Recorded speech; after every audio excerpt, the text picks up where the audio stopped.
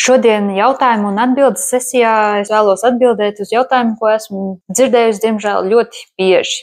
Tas ir, kā atkal uzticēties kādam pēc nodevības, kad tevi ir apkrāpuši vai nu naudiskā ziņā, vai arī nokrāpuši ar kādu citu cilvēku uzticības ziņā.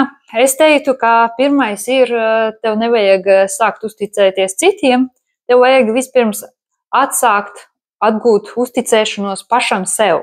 To tu vari pirmām kārtām jau padomājot atpakaļ par pagātni un sakrājot šīs pazīmītes, ko tu atpakaļ ar skaidru aci redzot vari pamanīt, kas jau liecināja par to, ka šis cilvēks tevi nodos vai apkrāps un nokrāps. Šī visi ir ļoti, ļoti noderīga informācija, ko tu vari pēc tam izmantot, lai izvērtētu katru nākošo cilvēku veselīgā veidā. Sākotnēji varbūt arī šis izvērsīsies kā nedaudz tā kā paranoja, ka tu visu meklēsi katrā jaunajā cilvēkā, bet ar laiku, uzticoties sev vairāk, tu iegūsi arī mierīgāku skatu uz to visu un šī paranoja atkāpsies, un tad tev būs tieši šīs pazīmes, kas skaidri tev signalizēs, jā, šis cilvēks iespējams nav ar tiem labākajiem nodomiem.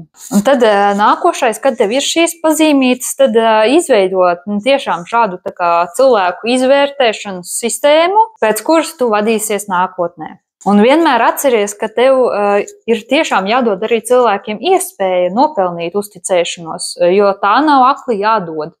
Diemžēl man ir gadījies dzirdēt stāstus, kur, piemēram, vīrietis ir jūrnieks, kurš ļoti vēlas sev meiteni, ja, un tad viņš sāk tikties ar kādu un jau pārāk ātri atdod viņai tur atslēgas uz dzīvokli, lai viņi var dzīvoties ar tādiem jaukiem nodomiem, un tad atgriežas no savu tā darba ceļojumu pa jūru un atklāja, ka viss viņa dzīvoklis ir izzakts un meitene ir pazudusi bez vēsts.